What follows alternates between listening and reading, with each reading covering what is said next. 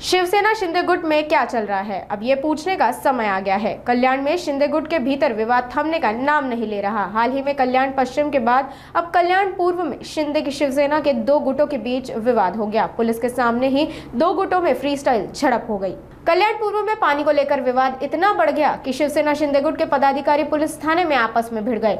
अब इस मामले को लेकर ठाकरे गुट के जिला प्रमुख दीपेश म्हात्रे ने सवाल उठाते हुए शिंदे गुट पर जमकर निशाना साधा। उन्होंने कहा, शिंदे गुट सत्ता के नशे में है, जिनको अब पुलिस का भी डर नहीं रहा। आपण बघितलं तर गेल्या काही महिन्यापूर्वी पोलीस स्टेशनमध्ये गोळीबार झाला।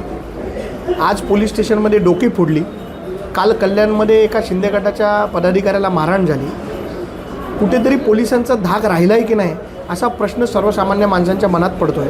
आणि हे सत्ताधारी पक्षाचे लोकांची कामं, जनतेची कामं सोडून आपल्या सगळ्या कातडी वाचवण्यामध्ये आणि आपापसातले वाद रस्त्यावर चव्हाट्यात आणण्यामध्ये बिझी आहेत। मला तर असं वाटतं की पोलिसांनी या सगळ्यांवरती कडक कारवाई करावी। आज देखील पोलीस स्टेशनमध्ये एका त्यांच्याच पदाधिकाऱ्याची डोकी फोडली गेली। हे कुठला म्हणजे सत्तेचा माज आलेला दिसतो यांना। आणि यांच्यावरती माझी पोलीस आयुक्तांना आणि गृहमंत्र्यांना विनंती आहे की यांच्यावरती कडक कारवाई करावी आणि पोलिसांनी पोलिसांचा खाका यांना दाखवावा।